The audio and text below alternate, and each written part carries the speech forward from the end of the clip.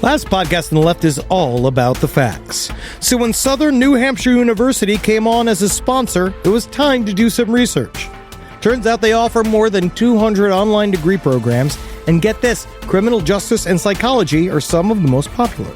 Classes have no set meeting times, and tuition rates are some of the lowest in the U.S. Want to learn even more about SNHU? Visit snhu.edu/last. Insurance isn't one size fits all. That's why drivers have trusted Progressive's Name Your Price tool for years. Just tell Progressive what you want to pay, and they'll show you coverage options that fit your budget. Visit Progressive.com to find a car insurance rate that works for you. Progressive Casualty Insurance Company and Affiliates. Price and coverage match limited by state law. There's no place to escape to. This is the last podcast. On the left. That's when the cannibalism started. What was that? You hurt your throat. I've never heard of anyone hurting their throat. No, I hurt my throat, and then also my whole hotel room just reeks of weed and peanut butter and farts. Are we recording here? Mm-hmm. All right, welcome to the show, everyone. That's Marcus Parks. I'm Ben Kissel. We got Henry over in Atlanta. How you doing, buddy? Doing great. Regency Suites, come on by. It needs a woman's touch. I can imagine. Let's just bags of grease everywhere. Right. There was a bit with peanut butter, and I literally I got peanut butter all over my hotel room. So it's just if the Rolling Stones never had sex. Yes. What would their hotel room have looked like? It would just look like this, just cigarette butts. Yeah. And old beers and just the smell of the ozone of internet burning with porn. Just like you can smell the Wi-Fi being used. For some reason, I just imagine a pentagram just smeared on the wall in peanut butter. Well, just everything.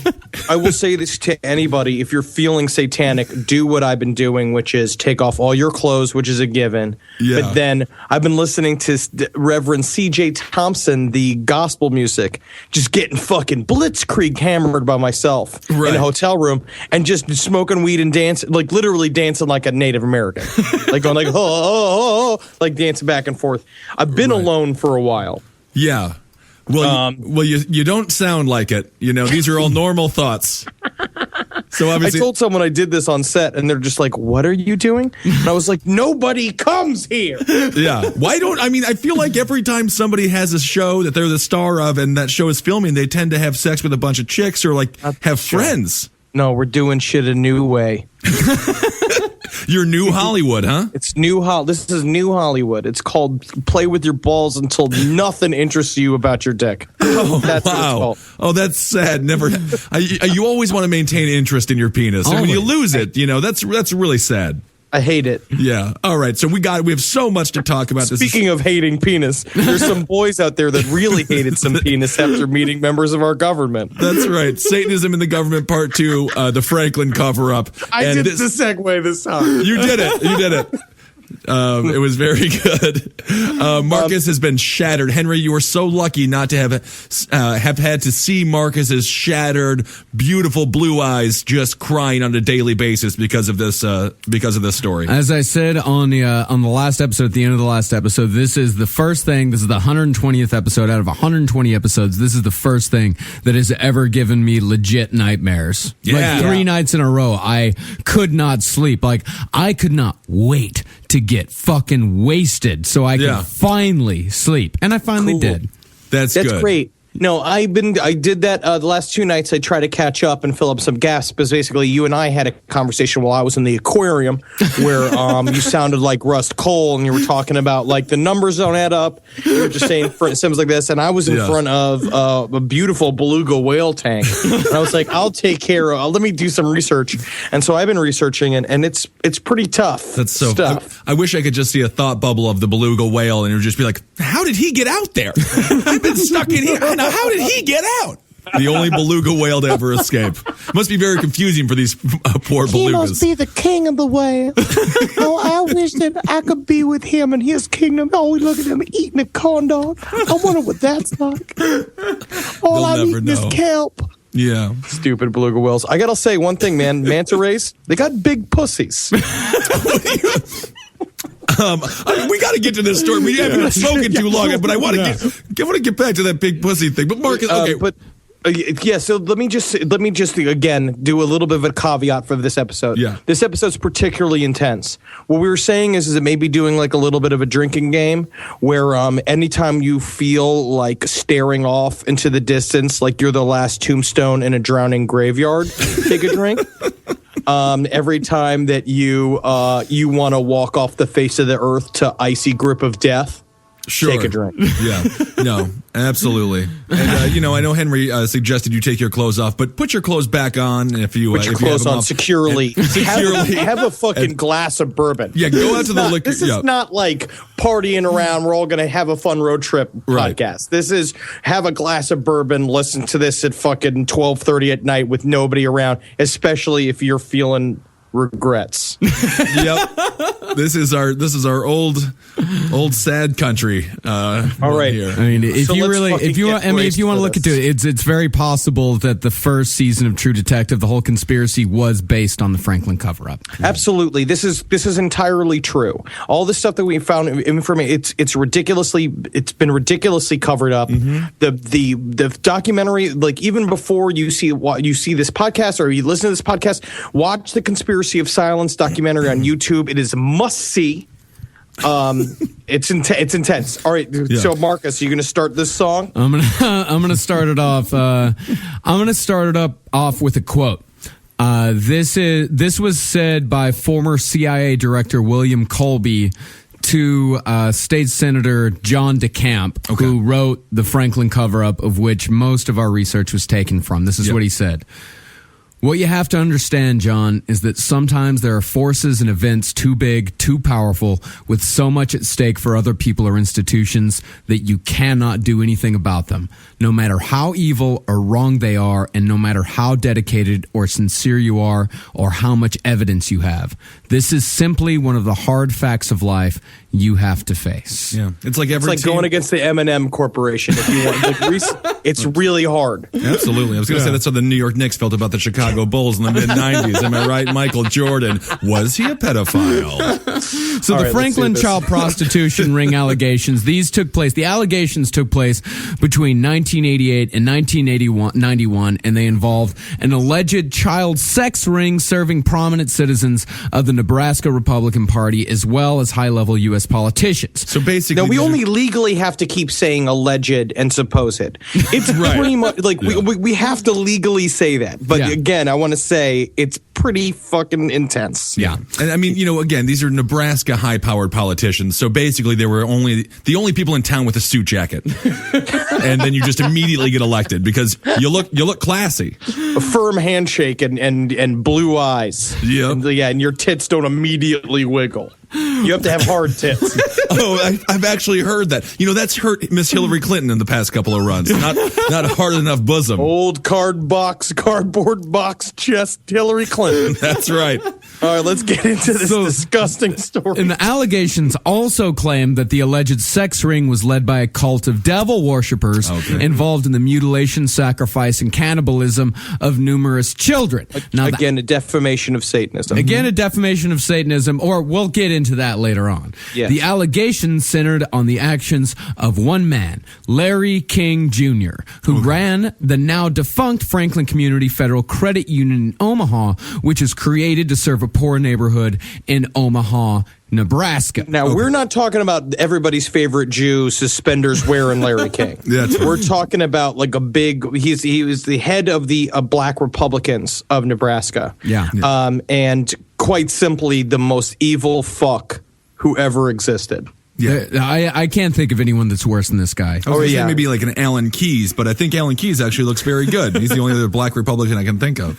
So during the 70s and 80s, Larry King ran the Franklin Credit Union. He ran it as essentially a Ponzi scheme, and he looted over $40 million from the Federal Credit Union. For example, he rented a townhouse that was, I think it cost $5,000 a month in rent. He made $17,000 a year. And I say that he threw these parties in order to get grants for the Franklin Credit Union in Washington, D.C. Basically, go wine, dine a bunch of politicians. But basically, you're finding out that he's already, I mean, he's just taken the money. Yeah. Yeah. He's just taken all of the money. And he was a very prominent politician. He sang the national anthem at the Republican National Convention in both 1984 and 1988. He's got a thick voice. A beautiful voice, a very good voice. No, he looks like a male Oprah Winfrey. A little bit. Twice he got to sing the national anthem, huh? Yeah. Yeah, twice. 84 and 88. Yeah. You can go anywhere with a beautiful voice. Yeah. For some reason, the fact that this all takes place in Nebraska, I just can't help to think, but like Bruce Dern and Matt Forte walking in there, and just goofing around because Bruce has lost his mind a little bit. Yeah, just wants to have sex with boys. Yeah. So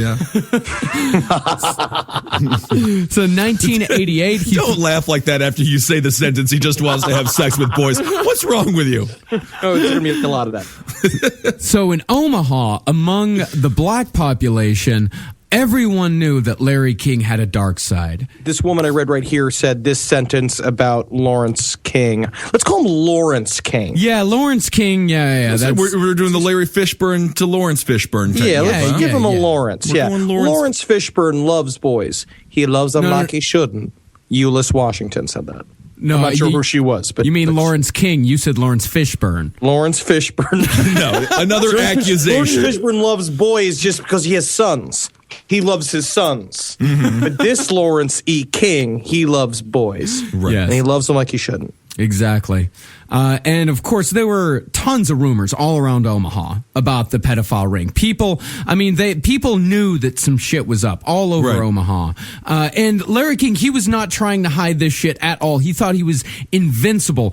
There were multi-million-dollar renovations to his office. He demanded in his offices that a bedroom be built, and the door was locked. Entry was prohibited to everyone, and King was the only one allowed inside, except for quote-unquote friends that accompanied him inside. Okay. And Michael Jackson had the same exact thing with his teddy bear room that was built next to his bedroom. Also, the big thing is that a lot of these $40 million came from directly. It was basically a lot of the Franklin Credit Union would have the accounts of high-ranking members of a place called Boys Town, which was essentially a fake city built for boys. It was for the embetterment of young males, which is, you can imagine, when you build a place called Boys Town, it turns into a child farm. Yeah. And that's what it became. You can't call it child farm, though. No, that's a dead giveaway. You can't call it child farm. You cannot Boys call Town. it.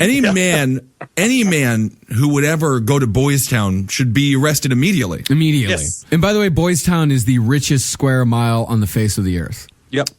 And so it was considered a city and a charitable organization, so it got crazy tax breaks. And there's also a belief that a lot of the $40 million that he embezzled went back to the actual shareholders at Boys Town to be used as rat holes to hold his money until he got out of jail. So did they have like boy mayors? And was everyone just a child, like little kid cops? Like, you've been tricycling?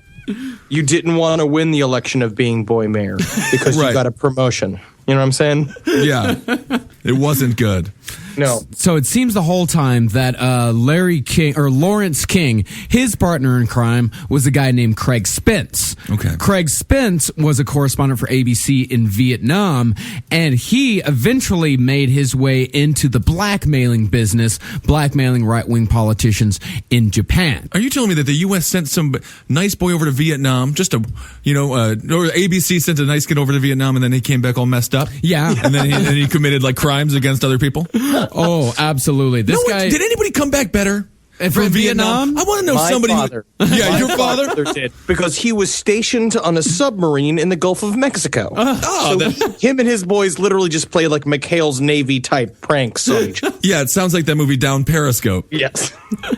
So Spence, he had a gigantic house in Washington. The house was bugged from floor to ceiling. So this guy had dirt on everybody all the time. He always bragged about his CIA connections. We're going to get into the CIA later. Yeah. Well, they also say he also probably could have been a floating member of the CIA. What we learn about, the more and more you read into this stuff, you learn about how many of these guys aren't even on fucking pay. They don't even have paperwork. Yeah. They're literally getting paid in brown paper bags back and forth. And sometimes they don't even know that they're working for the CIA. They think they're working for another company. Yeah.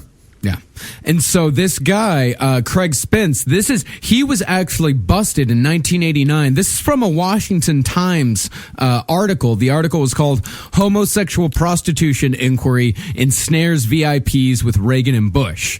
Now, the Washington Times article alleged that key officials in the Ronald Reagan and George H.W. Bush administrations were connected to an elaborate Washington, D.C. male prostitute ring and reported that 2 of these prostitutes even entered the White House at night. Now, Spence actually went to jail for this, right? Yes, he did. This makes the whole, Ronald Reagan being grandpa really disgusting. Yeah. Because it's almost like Texas Chainsaw Massacre. But yeah, so actually Craig Spence, he didn't actually go to jail. He committed suicide less than a year after that Washington Times article came out. And we're going to be seeing a lot of those throughout this story. A lot of people committing suicide. Right. This is a suspicious suicide, I would... very suspicious suicide. The CIA actually used a term called get suicided. Yeah. They was talking about this guy named Webb who was he was this journalist. I forget what story he was covering, something to do with Afghanistan, and they said he got suicided because they found him dead of 2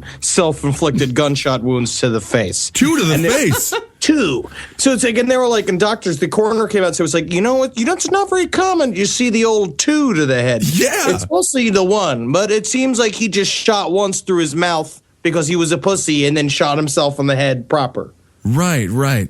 Yeah, that seems rough. If you're the hitman that's going over to see this guy and you have to make it look like a suicide, that's just a bad day. Yeah. That's just that's why you can't ask these people to get suicided on Mondays. That's why you got to get these guys. You take the corpse, right? You strangle them, dress them up as a bellhop, take a bunch of bananas at the top of a flight of stairs, and just throw them down the flight of stairs. That's another way to do it. Yeah. So it's said that on these tours that Craig Spence took of the White House at night with the male prostitutes, it is said that one of the people along was an underage 15-year-old boy named Paul Benaki. Okay.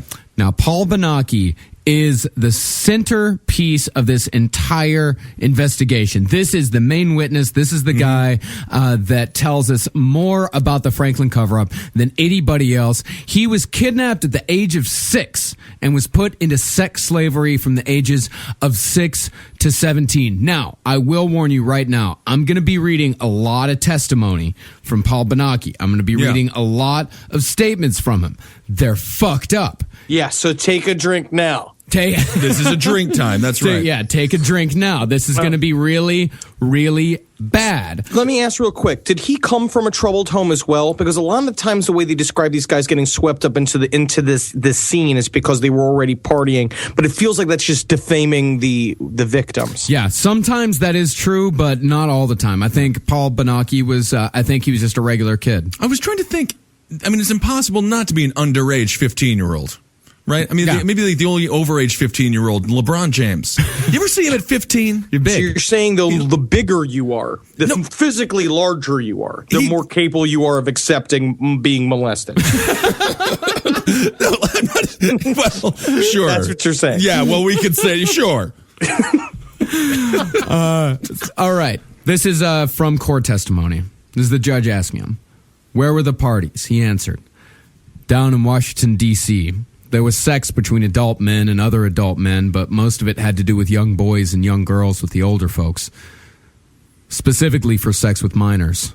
Also in Washington, D.C., there were parties after a party. There were a lot of parties where there would be senators and congressmen who had nothing to do with the sexual stuff, but there were some senators and congressmen who stayed for the pedophile parties afterwards. On a lot of the trips he took us on, he had us. I met some people that I don't feel comfortable telling their name because I don't want to.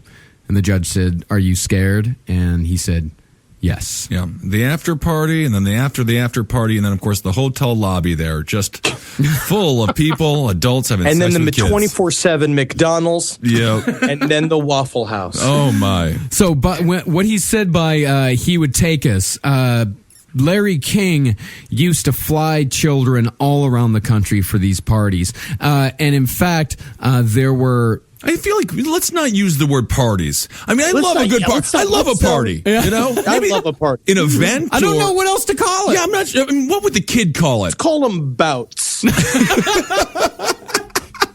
Yeah, about. That seems to be a proper term. And a lot of time he would use the Offutt Air Force Base. Whoa, no, wait. We're going to get to Offutt way. Of course, but that's like a part of, that's just where he'd go and pick them. That was where they had the tarmac. Yeah. And he had you had these receipts for airplane rides. You had manifests, and Larry King himself had 200 receipts for planes chartered that always had 5 to 8 unnamed passengers. Okay, it never said who. If you really want to transport boys around, what you got to do is have them all stand on each other's shoulders, and put a big trench coat over them and a hat, and tell them that this is your lawyer. Well, you know what? Actually, Henry, that usually works if you want to transport cartoon cats. That's actually good for cartoon cats, and then next thing you know, you realize your lawyer's been a cat this whole time. Yeah. Oh man. Oh, no wonder he keeps fucking destroying my couch. Isn't that terrible? I've got the first name. Right now, I'm going to give you the first name out of all the politicians that we're going to have here. And this is a surprising name. That Benaki specifically named Congressman Barney Frank as having participated.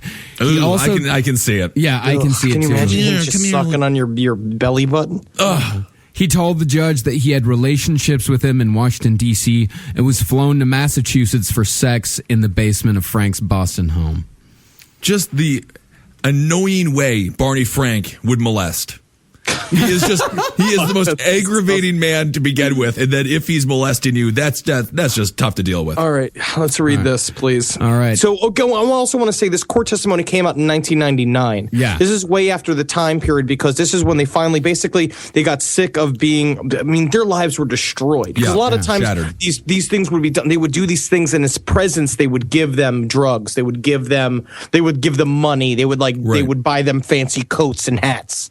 Right. Yeah. And of course, these victims, that's why the testimony was so controversial, because it's sort of a catch-22 where it's like, you've been far too victimized to be trusted. Your brain's peanut butter. You're destroyed. We can't take you seriously. All right. So here's more court testimony from Paul Benaki. They put guns up to my head, had guns put in my mouth. Larry King sent out boys, men to jump me. He had them pretty well beat the tar out of me from the waist down so nobody would see the marks. I had my fingers broken. I can remember them burning me with hot instruments, placing stuff inside me, almost what I call a cattle prod, but it would be put inside and then they'd shock me inside my Anus? Yes, and they would. You mean electrically heated? They would put it in and then push a button and it would shock me. Done by Larry King at his direction. At his direction. If they wanted to get something passed through the legislature, he would put some people that were against it in a compromising position by using us, boys and girls. Was this by your being the sexual partner of that person? Yes. Any estimates of how often you participated as the sexual partner of one of these persons that he wanted to get some kind of control over? There were times when it would be 4 or 5 in a night, sometimes dozens of times with the same person. Take a drink. It sounded like a real wet fart. Yeah, I thought that was a fart. That's what I thought too. I was Jesus. like, Henry, I thought we talked no fart noises. No fart noises. All right, everyone. Well, that was Marcus and Henry in a new Broadway play called Pillow Talk. And so, that's pretty rough. Yeah. So it's just the perfect. So again, MK Ultra. This is taking place what in 1981? This is more like 85, 86. 85 and 86. So again, this is way out of the official timeline of the MK Ultra thing, and they're doing the same exact shit. Well, MK Ultra, this doesn't seem to have the end game of like we're making Jason Bourne. Like they are just like we're just going to shatter lives. Yeah, this is just making sex slaves. That's all it is. It's like we were talking about the other day on the last episode with the Finders. Is that their entire purpose was to break down children so they could sell them into sex slavery. Yeah, that was their. But these guys, they're thinking. Well, I mean, we'll get into the sex slavery later. This is the one positive of all this is if you are a victim of the toy box killer, and you got to escape. If you're the gal who escaped, you can read this story and feel lucky. You can be like, well, at least I'm not. At least it was only a couple days. Yeah, a couple of days, Yeah, it wasn't 9 years. Yeah. At least I'm not Mr. Benaki, So you got to look on the brighter. It's like that's gave me good perspective when I read Damien Eccles' book about solitary confinement. And I said I'm not going to feel so, angry about comedy sometimes because I say I'm not in solitary. Jesus Christ. So Paul Benaki told investigators that the sex ring was based out of Offutt Air Force Base near Omaha, and he said that he had been taken there to be abused many, many times. He said that he was trained by tortures, heavy drugging, sexual degradation, as Henry was saying, breaking these people down. Yeah. Now here is where it starts getting a little weird. Oh, here it starts to get weird. This is where it gets weird. This is the weird part. Because I know so far a child has been penetrated in their anus by a heated prong. So, yes. But now it's going to start to get weird. Okay. In a national sense. I see. It's starting to get weird. Now, Offutt Air Force Base, this was on the day of September 11th, 2001. This was where President George W. Bush went all the way from Florida. He went all the way from Florida to Omaha, Nebraska to have the very first planning session for 9/11, the first actual national briefing. Also, it's one of our main. I did some research. It's one of our main nuclear hubs in the country. Mm-hmm. There's a lot of the feeling is that if there was nuclear war, like globally, it would be the United States center of the nuclear planning would happen at Offutt. Also, Warren Buffett was there on the day of September 11th, and he had brought the entire companies that were on the exact floors that the plane hit when it hit to a charitable golf game. Oh, at Offutt Air Force Base. Coincidence? It could be. Yes. Maybe. No, but Marcus and I were actually read about that. Yeah. Marcus and I were just talking about that yesterday. North Dakota, South Dakota as well. Those states are off the map. Those were all our hard target silos are. Yeah. They were all gone. And there's other stuff coming in and out of Nebraska, especially the Franklin Credit Union, the Iran-Contra affair. Right. It said that a lot of the money from that was funneled through the Franklin Credit Union. It seems to me. I want like a shirt that just has an outline of the state of Nebraska with all this information, and then Nebraska's be like, not so boring anymore, am I? Thank you very much. The chapter 2 of the Franklin cover-up is called Nebraska is Death-Laced. Nebraska is like it's like when you see somebody who dresses really, really well and they're like really super polished, and then you get to their house and you realize they want to do nothing but eat your butt.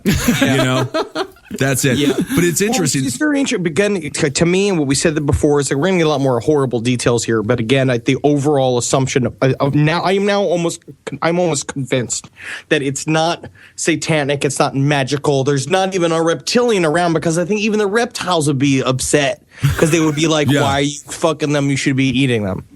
But be nicer in a way. I think it's almost nicer. But I think that it's a secret keeping organization. That's why all this shit is put through these things, because they get dirt all over these guys so that nobody can budge and nobody can move. Because Iran-Contra was then tied to how much other bullshit. I was reading about Iran-Contra, which we could do a whole you could do an entire podcast about the connections to that and how the runoff from that money went to help Osama bin Laden get trained in Afghanistan, and it's massive. Yeah, it's massive. And there was also stuff with the Colombians, like the drug money was also funneled through a lot of this stuff. Right. So that's how we started getting sweet plantains. Yeah, that's what it's all about. In Nebraska. So basically, 9/11 was caused so Bush had a reason to go to this military base outside of Omaha. Yeah, just to get his rocks off. When you're debating going in and invading two countries, it's good to have fun around. You got to be comfortable and have a bout. Get some beers. Yeah. And so you ask, okay, yes, all this stuff is pretty weird. George Bush Jr. may be involved, but who was implicated by several different witnesses was George Bush Sr. Okay. Yes, and they said they saw him at one party paying for a 14-year-old black kid named Brent. Yeah. To leave with him. Yeah. Well, I'm sorry, I don't. And believe that must have been boring. When was? Have you ever met a black dude named Brent? That story is flawed. Well, Well, this girl, her name was Lisa. She was a alleged child prostitute. She testified to the social worker named Julie Walters that she had met Vice President George Bush at the Republican convention where Lawrence King sang the national anthem. Now, this little girl, Lisa, she was poor as fuck. She came from a horrible background. She doesn't know who the vice president is. She doesn't know what the Republican National Convention is. This other girl, Euless Washington, she said that at one particular party, she was the one that saw George Bush Sr. pay King money and then leave with the black dude named Brent. And this was now, was this the party where 19-year-old. Alicia? This was, I believe, it was the party where Alicia was told to dress in a negligee and sit on a couch, and that everyone could do whatever they want to her sexually, but not penetrate her. We'll get to that later. That comes with the Alicia Ward block. Okay. Yes, I thought it was the Alicia Owen. I'm sorry. Or Owen, sorry. That comes to Alicia Owen. This is Euless Washington. Okay.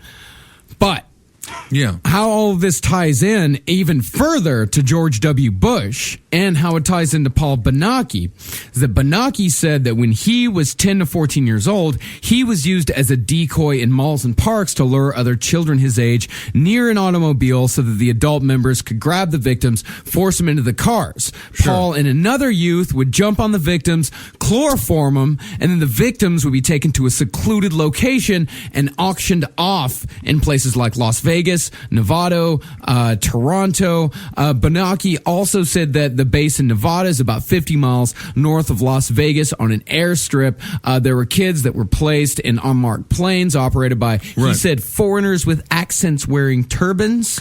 Wouldn't it be weird if instead of going to sexual slavery, they went into like those places? Like, you remember the movie The Toy? Yeah. Where it was just like they just go to these like perfect places that everyone's all afraid because they think it's this big sex slave like trade, but it's really buying kids and sending them to Willy Wonka's chocolate factory. That would be nice. Yeah, sort of a golden Wouldn't that be ticket nice? situation. No. They were just they were also putting campers and they were drugged when they were putting the campers in case the cops stop them.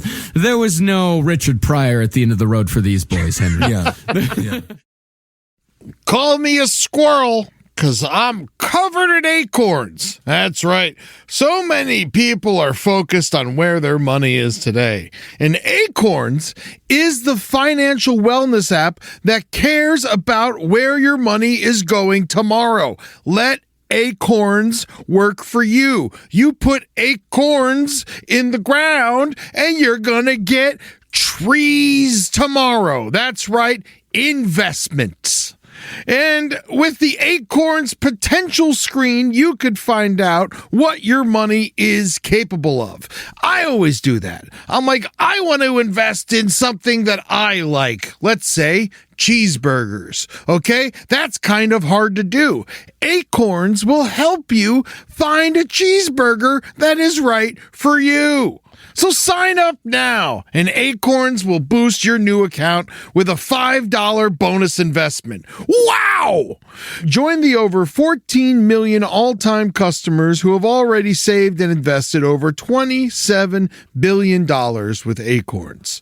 Head to acorns.com/left or download the Acorns app to get started. Paid non-client endorsement. Compensation provides incentive to positively promote Acorns. Tier 2 compensation provided. Potential subject to various factors such as customers' accounts, age, and investment settings. Does not include Acorns fees. Results do not predict or represent the performance of any Acorns portfolio. Investment results will vary. Investing involves risk. Acorns Advisors, LLC, an SEC registered investment advisor. View important disclosures at acorns.com/left.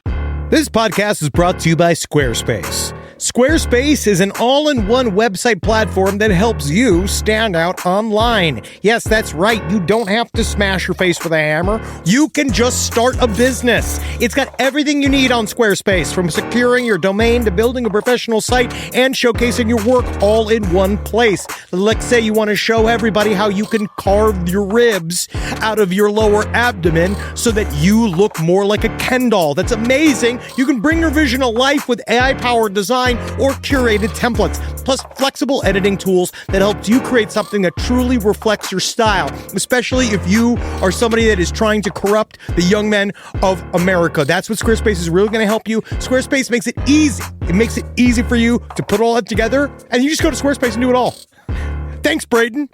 Head to squarespace.com/left for a free trial. And when you're ready to launch, use offer code LEFT to save 10% off your first purchase of a website or domain. Hey there, everybody. Is your cell phone bill too much money? Are you getting that bill and you're like, hey, what is this? I can't believe for what? For 5G? Are you crazy right now? $100? I don't even barely got any bars when I'm just sitting in my living room. Okay? You don't have to deal with that anymore. Are you ready for this? $15 a month. That's right. $15 a month on Mint Mobile. Yeah, baby. Get their wireless plan. Because they're just sitting there on the T-Mobile 5G network, and it's just $15. Your whole life, you're just paying all this money every month. You're like, why? Where's it going? It's going to these phone companies that are robbing you. So go to Mint Mobile. Let them help you talk to your mom. So get your new wireless plan for just $15 a month. Go to mintmobile.com/LPOTL. That's mintmobile.com/LPOTL. Cut your wireless bill to $15 a month at mintmobile.com/LPOTL. That's it. There's no catch. Upfront payment of $45 for 3 months, $90 for 6 months, $180 for 12 months. Plan required, $15 per month equivalent. Taxes and fees extra. Initial plan term only. Greater than 50 gigabytes may slow when the network is busy. Includes up to 20 gigabytes hotspot. Capable device required. Availability, speed, and coverage varies. See mintmobile.com. All right, I know what you're thinking. I like to go banking, but I don't want to give to these big old banks all the time that cater to the 1%. Well, go ahead and get yourself hooked up with Chime. It's banking built for you, not just those rich jerks. And they got thousands of fee-free ATMs because why pay to get your own money? Chime is working for you, man. You get your Chime card, you're going to get travel perks, you're going to get into airport lounges, you're going to get those chicken thighs. You know, every time I go to an airport lounge, I get chicken thighs. And you know what I say whenever I see a plate of chicken thighs? Give me more. Chime's going to get you those chicken thighs in these lounges, all right? Sure, they could serve other types of meat, but why would you when chicken thighs are so delicious? Chime is not just smarter banking, it's the most rewarding way to bank.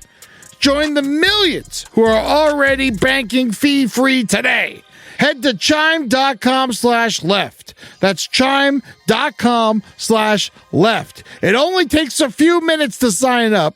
Chime is a fintech, not a bank. Banking services for Chime Card provided by Chime's bank partners. Optional products and services may have fees or charges. Stated cashback for Chime Prime only. No minimum balance required. For more information on travel perks, go to chime.com/disclosures.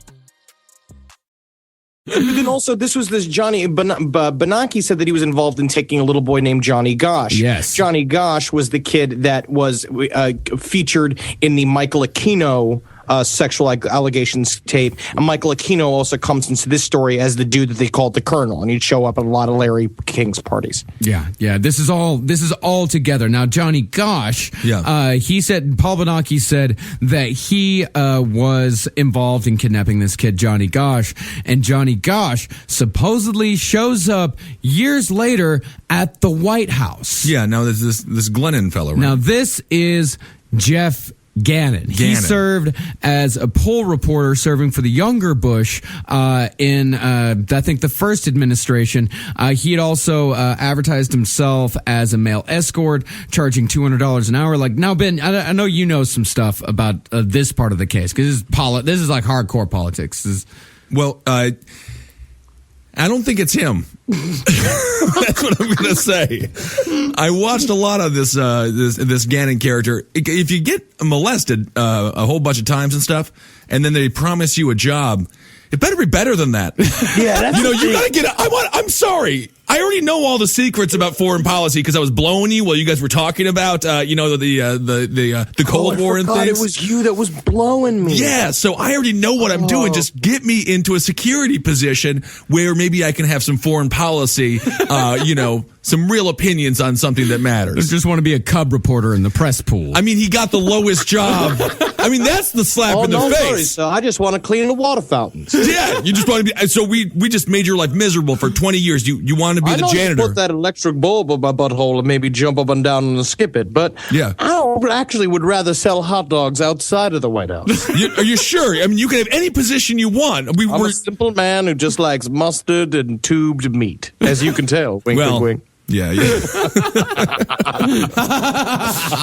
Very good. Very good. So this is a very, very fun conspiracy theory. It's a fun conspiracy. The man, he won't take a DNA test. There's nothing fun about this. There's nothing fun because this stuff's interesting. But they fucked all these kids. They kept fucking the kids. They did, and really, people, they're just so quick to be like, that's impossible. But, in places overseas, Born in a Brothel is a great documentary about it. The human sex trade is a very real thing. It's very real. And as a matter of fact, there was just a fellow up in Harlem that was caught with like 2 kids.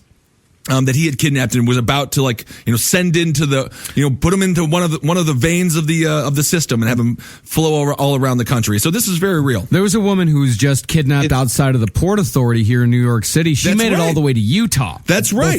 She was in the sex slavery trade the entire way. Sex slavery in America is very, very real. And you say to yourself, and of course, people say to themselves, okay, yes, it's real, but there's no way that the government could be involved in this. There's no way that the people in higher echelons of power can be involved in this. And let me tell you about the people in the higher echelons of power. I mean, this is not of course, this is a terrible dictator, Mohammed Gaddafi. Gaddafi, it just came out today that this guy kept sex dungeons in Tripoli University so he could rape students after lectures. And of course, when after the invasion in Libya there, they toured his house and he had a lot of John Wayne Gacy rooms. In other words, no one was allowed in except for him. Yeah. And they were just torture dungeons as well. I mean, yes, he was real. But the thing is that at least what's fucked up is that they do it just to do it. We do it here with political gain involved. Yeah. We're doing it here in order to get things over on people. It is about the sex, but it's about building this boys club. It's about building this. Well, if you want in on the real power players, you got to come to the after party. I mean, it's you the have true to be able test. to watch what happens at the after party and not open your mouth. And we have now gotten to the biggest after party there is, the biggest boys club for the elite in the entire world, Bohemian Grove. Now, I'm going to say it again. Take a drink now. Yeah. And on this one, after the end of this, I'm going to play you something. Yeah, it'll be good. Yeah, so let's get in here. Now, this is... So now Bohemian Grove, we know, it's a bunch of places where people go and they funnel each other and they talk about rockets, and then sometimes Harry Shearer's there. What could possibly be so bad at Bohemian Grove? And if you get a chance, one of our favorite guys around, Alex Jones, he's got a great video of himself outside of the Grove and just fat and just screaming. So he's having trouble. His voice is going, man. Yeah, real it's fast. Not good. Paul Benaki, he insisted that all of this took place at the base of a 40-foot owl. Okay. And that the location was somewhere near Sacramento. He said that they landed in Sacramento and they drove somewhere with very tall trees. Okay. Bohemian Grove. Okay, yeah. So, take that drink. There was a cage with a boy in it who wasn't wearing anything. They told me to fuck the boy and stuff. At first I said no, and they held a gun to my balls and said do it or else lose them. We did this stuff. It's not funny. No, but I mean, honestly, if I want to do that to I want to have a daughter. Just so when she starts dating when she's 17 or maybe 27, I can have a gun to a dude's balls and just be like, you're no different than them. No. Way to ruin the mood, Ben. Sorry. All right, go back. Yeah, testimony. Sorry. We did this stuff. And by the way, when I say we did this stuff, I'm not going to read that part of the testimony. It's too bad? It's gratuitous.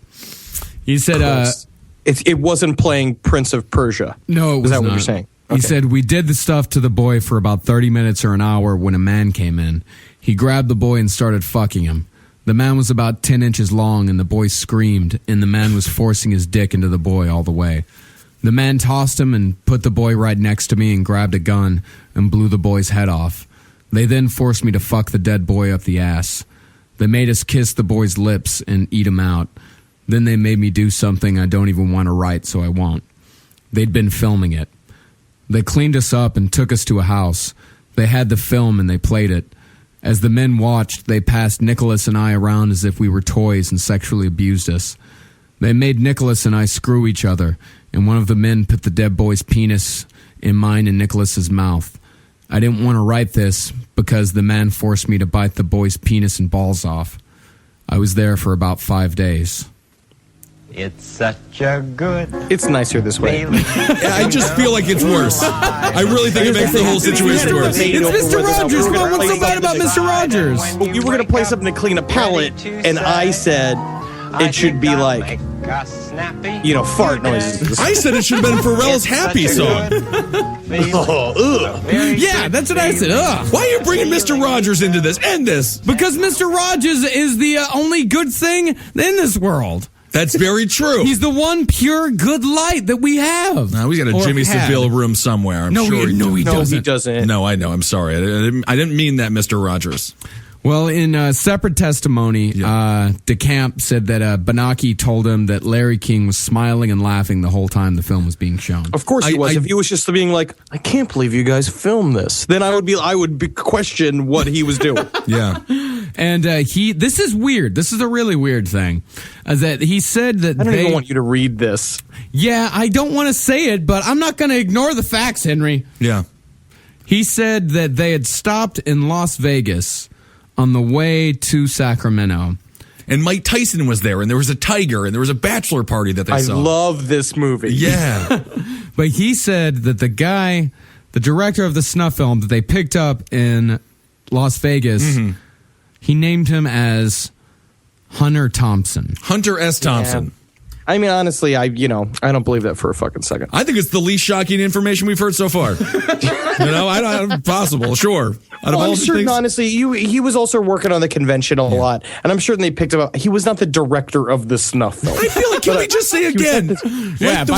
Bite the kids, bite his balls. Yeah. He was not the director of the snuff film. Like the word party, I think we're using the word director wrong. The guy holding the camera. He wasn't he wasn't Kubrick. He wasn't reinventing the wheel. It wasn't Space Odyssey. We didn't see the movie. That's true. Yeah, what if it was amazing? Oh, God help me. So now, it's horrible. It's horrible. It's horrible. That's the worst thing I've ever read on air. It's the worst thing It's the worst thing I've ever seen in my life. When you said a 10-inch man, I for some reason I just pictured Terry the Gnome. I really did. Yeah. Even Terry's just sitting there, just going like, guys, this is a little bit much. Hey, guys, let's not do the thing with the dead boy. Let's just go fuck a fox, right? Yeah, Terry has a heart. Yeah, Terry definitely has a heart. Absolutely. No, he just rapes animals. Yeah, that's it, and that's fine. I mean, that's acceptable at the very least, comparatively acceptable. Oh, comparatively exceptionally acceptable. So now let's get into how it's true. It puts in perspective like how weird it is, the idea that people like fucking dogs and stuff. Where it's like, fuck a dog if that's what you need to do. Totally. Do that instead. Yeah. So now let's get to the investigation of the case. This is when, I don't know if this is when your stomach starts to really turn, because this is when you, after hearing all of that horrible shit, this is how you start to see this entire case slipping through the fingers of dozens of people that are trying to get this case put forward. Nobody would believe these kids. Nobody would believe them. No, that's not true. Like, people believe them. After the grand jury testimony, after it came out, they did, one Nebraska radio station did a poll, and they asked, is there some sort of pedophile ring going on in Omaha? 90% of the people that called in said yes. Like, the people of Nebraska, they knew something was up. But at the same time, there are a lot of people who actively believe that Barack Obama's a fucking iguana. I'm talking about the FBI. 86%. The FBI didn't believe in them. Yeah. The child protective services did, and they did everything they could, but then they all say it again and again. When you watch Conspiracy of Silence, they're like, we bring the facts to the FBI, and then nothing would happen. Yeah. I think it's 87% of the people that believe in angels and things like that. Yeah.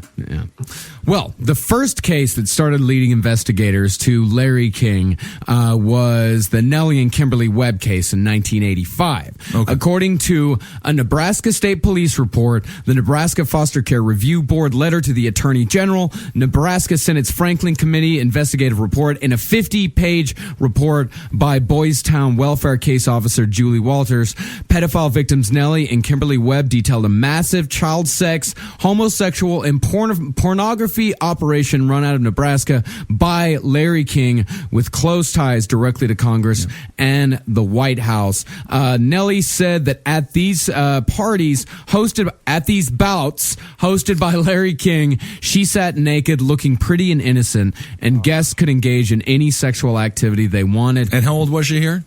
She was 14 years old. Okay. Any sexual activity they wanted, but penetration was not allowed. Nellie said that's where she first met Vice President George Bush. She also met him again on Washington, D.C. I just feel like he'd be so bad at these parties. Who, George Bush or Larry Bush King? a fucking swinger? He's a swinger behind closed doors, man. Like, like his father was a real fucker. Preston Bush was another part of the Majestic 12, the original fucking MK Ultra group. These fucking people. And now we got a fucking cuddly George W. sitting around painting those terrible paintings of fucking Kim Jong-un all day. Well, I think there were some good paintings. He had one about a dog that I thought was kind of good. Yeah. He had a dog one. Well, you got to remember that George Bush Sr. was the director of the CIA. Right. Yes. Before he was vice president, he was the director of the CIA. So he's down with some dirty shit. He knows some things. Very dirty shit. Yeah. So the other guy that came socks. in, I'll tell you, a lot of socks on. I don't feel like they took their socks off. Yeah, These sex no, I don't think they took their socks either. Yeah, high socks. Argyle. Yeah. Sweaty glasses. Yeah. Reeking of scotch and cigars. Not good. But, I wanted to say this, though, and this is especially because it came out in the 80s. There's a difference. I don't always like the way they lumped homosexuality in there. If it was just gay parties, I'd be like, yeah. Of course. Hell yeah. Of course. But for the most part, that's just all it was, which is, I feel like there was a lot of that where it was like these after parties. I don't think it was all, I don't know, but it feels like it's all mixed in where it starts with just like, whatever your peccadillo is, come out to the after parties and you can get it. You want drugs, right. you want men, you want women, and then it's just like, and for the spicier party goers, right, got the other room. Yeah. It starts with dudes blowing each other, and then it eventually goes to biting the dead boy's cock off. Well, I don't think that's where it starts. That seems like something Fred Phelps would say. No, a lot of my parties start off with a group sing-along to Golden Slumbers. I'm not talking about homosexuals. I'm talking about the government, because these people, these same people that are doing this horrible shit, this is what's fucked up about, is that these same people that are doing these things are the same people that rail against gay marriage. Of course, These are the same people. And you know what? The more I think about it, I don't think that these people do this shit and then rail against gay marriage because they're ashamed of being homosexual. I think they rail against gay marriage because it's funny. They think that it's funny. It gets them hard. It gets them all goosed up for it, and they know they're doing some extra naughty. Yeah, and No, that's totally true. The whole fucking, that's my view, where I just want to I don't even want to kill these people. I just want to take them all and line them up and tar and feather them and fucking spank them in the town square and leave them in the stocks. We need to get rid of our government. Now, as soon as I started, they was like, we just need to get rid of our government. Yeah. Well, then just another bunch of psychopaths will fill the vacuum. But I think that if you tar and feather them and spank them in the middle of the town, and they're going to love it. They're going to die. And they're going to love it. They're going to die doing what they loved. And so, the second piece of the puzzle in the lead up to the investigation was a man named Rusty Nelson. Yeah, no, this is a funny name. Rusty Nelson, he was reported in 86 87 by a mother who said that Nelson had tried to force her underage daughter to take naked pictures. Of course, investigators went to Rusty Nelson's apartment, his studio. They found lots of pictures of underage girls in various stages of undress. Sure. Rusty Nelson, they started following the money as far as how Rusty Nelson was able to afford this very nice studio, only taking pictures of little girls. Yeah. And they found that his rent was paid by none other than Larry King. He was also Larry King's personal photographer. And Nelson also stated years later in that civil trial in 1999 that as a private photographer for Larry King, his duties included taking photographs surreptitiously of specific people and to make sure to photograph certain people if they were close enough to be photographed together. He's like a perverted. There's one thing these guys knew what to do was cover their own fucking ass. But at the same time, it's out in the open. It's all out in the open. There's receipts. It's written on pieces of paper that they were there, that they're spending money on these people. Yeah, that's one of the things where I would say no need for a receipt. Like a donut. He's sort of like a perverted Peter Parker, this fella. Spider-Man, taking all the wrong pictures. I don't get a receipt for my coffee. You know what I mean? I don't get a receipt when I go to Starbucks. Why would you get a receipt for the dude that's taking pictures of the naked boys you're raping? I guess you just need it for tax reasons. You got to have documents to. I guess so. Yeah. So the third part of the third witness in the lead up to the investigation, Loretta Smith. Now she told this guy, Officer Carmian, who had been investigating the other guy who had been investigating Rusty Nelson. Yeah. He also caught wind of this because Larry King's name came up in a report that Loretta Smith had made to a child services woman.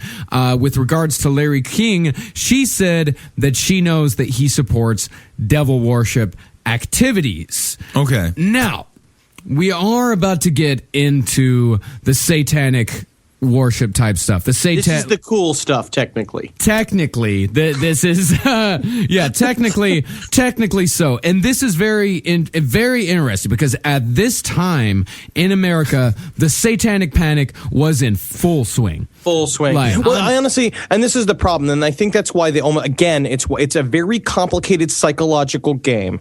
You know that these kids are being basically told that they're crazy every time they come forward and they say that they're witnessing satanic ritual abuse. And so what you can do is that you can dress up in a big fancy robe and do a bunch of sick shit, and then when that kid tries to go and say that I was abused by a satanic cult, everyone calls him crazy. You're keeping the gaslighting going. You're keeping the logic on your side and making the victims look crazy. And these are individuals who create the logic of the country, right?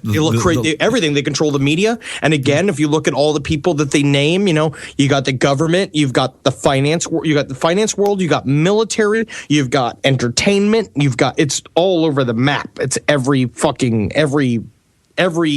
platform. A lot of folks, a lot of different jobs. So this girl, Loretta Smith, she had started attending these parties when she was about 11 years old.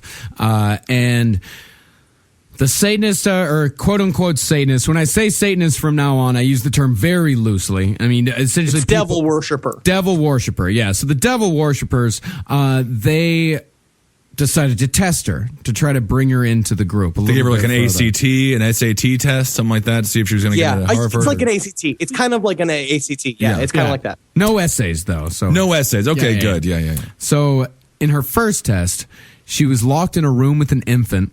The men inside cut the little girl's head off, the infant's head off, stuck it on the wall and made her sit in front of it. She had to take the head off the wall, and the men held her down while they cut the eyes out of the little girl's head. Then they left Loretta and the body locked in the room for 24 hours while she could hear another girl screaming. The men returned and told Loretta that she had passed the test. Loretta identified two of the men as Larry King and a Mr. Finch, who she indicated was a high school principal. And additionally, she identified other men with names such as Ace, King Horse, Jerry Lucifer, and a man known simply as Mike. Lucifer? That's Jerry the name Lucifer. he chose? Jerry If Lucifer. you're making up a satanic nickname on the spot, you're going to have a problem. Think about it ahead of time. Other one is just like, these are the same people that are making abortion illegal. Yeah. And they do this to a child. Yeah. Seems extreme. I don't know. But There were I'm other just one man. sacrifices that she witnessed, like she saw a female get her head taken off by a saw. She saw a 4-year-old hung from the wall and had darts thrown at him. There was a little Indian girl that was about 3 or 4. She had several body parts cut off, after which it was ground and poured on the girls, and then they were made to drink the remains of the child. Now, let me ask you this. Why do I have a better time believing this than I do of Hunter S. Thompson directing a snuff film? Because Hunter S. Thompson, because Hunter Thompson's a name. Yeah. Hunter Thompson's just a name. The idea that someone would make this up is so crooked and ridiculous. It's like this, even if just a fraction of what this is that happened. If 1% And she of it was is like, true. if 1% of this is true, then all of those people should have been put to death. Yeah. You know what I mean? Like, if 1% of any one of these stories is true, and so you're just looking at fucking percentages, it comes down to get to a point of just like, even if one fact is right, even if it was just she was in a room with fucking Ace, King, Horse, Jerry, Lucifer, and Mike, and she was being used sexually, even if that was just a story, all those dudes should be in a fucking concrete square until they're skeletons. Yeah. Well, all right. And the woman who took her testimony, her name was Carol Stitt. She said that the girl was very concrete about who was present, what was happening, the dates, specific information, and she said that she works with children all the time, and she says one of the ways that it's not a fantasy is the details that they give you. Sure. And she wasn't going off the rails. It wasn't like because you can compare this to like the Satanic Panic stuff, the McMartin preschool trial. That's just dumb shit. It doesn't make Kids any getting sense flushed at down all. the toilets. Yeah, and kids getting whatnot. flushed down the toilet, being flown across the country, being buried alive in cemeteries. That's also, again, if you look at it, the idea that they were all drugged. That's my problem is that when it comes down to it, it's like I want to believe a kid. Yeah. Like if a kid's coming forward and saying this shit is happening, I must believe the child. And it comes down to it, it's like if they are getting laced with fucking LSD and they don't know what they're talking about, I mean, I don't know. It sounds like crazy. But, and then you would look at that case. That case, they were saying that there was a tunnel built through the bathroom that went down. And it's like when he says he's flushed down the toilet, it's just a kid being a kid and then being drugged and taken. All three of these together, the information is overlapping. Their information is getting corroborated between the Webbs, the woman who reported the Rusty Nelson trial, the Rusty Nelson investigation, which, by the way, nothing happened with that, and this girl. All three people, all three investigations implicate Larry King. The entire time, the police chief, this guy, fucking Robert Wadman, the entire time. Wadman? Ugh, of course. Yeah, of course it's Wadman. So Wadman, the entire time, he's trying to sweep this under the rug. He's trying to tell the investigators, like, listen, back off. As soon as Larry King's name was mentioned in any of the, as soon as the police chief heard that Larry King's name was mentioned in any of this stuff, he got his ass down to the officer and was like, hey, are you investigating Larry King? Don't do it. And it's only because it's like, because the man himself was not very important, but it was the shit that he had on people. Yeah. It's what people allow themselves when you feel like you need to belong or your ambition is so huge that you want to, like you fucking, like you'll do anything to be president. Yeah. You'll do anything. Well, like every politician that you love has done something fucked up. Well, yeah, you always got to do you got to break some eggs to make an omelet, as they say. But I'll tell you what I'm really learning here is big banks are good. You can't trust these credit unions. You can't trust them one bit. Yeah, you'd never hear this happen in a Bank of America. That's right. Citibank, no one. Chase Bank, where I'm at, no one's. Bank, you can bring your change in there, and they just give you cash. They do, and you don't even have to be a customer. You don't even have to be. Yeah, and they bring they give your dogs, a dog treat, which is kind of nice. These credit unions, they're having sex with all your kids. But Occupy was wrong, and that was what Occupy was talking about. What if Occupy is a part of it? Oh, it is. Yeah, of course it is. Yeah, of course it is. So all of this investigative stuff, this is all background. it doesn't start really getting going. The investigation doesn't start going until the Franklin Committee is formed. And you know what? We're at an hour already, and we've got at an hour. Well, let's do a 3-parter with it. Let's do a 3-parter. Yeah. We have to do it because we're just now at the investigative committee. Very good. Well, I'm The happy. cover-up has only begun, Ben. I know. I'm happy you're going to be tortured for another week. That's always nice. Yeah, This is heavy. Very This is a intense heavy stuff. episode. And of course, we always bring levity to the situations, but this one's a little bit heavier than most. But a little heavier, yeah. But it's interesting and it's good to know, and of course, it's good to be aware of the possibility that at any point in time you're voting for somebody who is a terrible, maniacal supervillain. Just don't trust. You cannot. Don't take anybody by how they look and how they sound. Do some research on them. Do some research on them. Like the Just only ask people if they know Larry King. Like the first question you ask any politician: do you know Larry King? And if they say and again, yes, you say not goofy suspenders, Larry King, child or prostitute, Larry King, or you catch them and they say like black, like Afro Larry King, or suspender wearing Larry King, and they're like black Afro Larry King, and they say, oh no, I don't know him. No, I don't know him. No, very interesting the way you raise your voice, and then I didn't even mention. I thought, of course, of the famous Larry King. And why is Larry King needs to be, this Larry King should be more famous. This is our Coney 2012. Yeah. We got to make this Larry King more famous than the actual relatively good person Larry King. This guy is a fuck. He needs to be found wherever he is, and he needs to be pulled out from whatever rock he's hiding on over, and he needs to be embarrassed. He's gone. And this shit should never leave him. It should never leave him. It should exist like a stink on him for the rest of his life. Sounds like you're going to make him wear a dress in the town square on Tuesday. Technically should be hung by... You will be embarrassed, Mr. King. I mean, I would love that punishment. I'd love that, to see that every day, him have come out with like dressed like a cow with a big bell on, and a guy dressed as a farmer throwing eggs at him. You know what I mean? Yeah, that would be amazing. That would be fun. But I mean, honestly, again, any jokes that we're making here is just because this is a comedy podcast. Yeah, and we have to deal with doing our best. We have to deal with this shit somehow. All right, well, that's the whole show for today, and we'll come. I think this is our first 3-parter. This is absolutely our first 3-parter. Yeah, yeah, first 3-parter. Hail Satan, everyone! True Satan, the bringer of knowledge, not the hider of secrets. Yes, the illuminator. That's right. And of course, hail yourselves. And that's Henry Loves You on Twitter. That's Marcus Parks on Twitter. I'm at Ben Kissel on Twitter. And hail yourselves. And Halgeen. Play that song. Be careful out there. Yeah, just be careful, guys, and just remember, it's such a good That's right. feeling to know you're alive. It's such a happy feeling. You're growing inside, and when you That's such a sinister thing.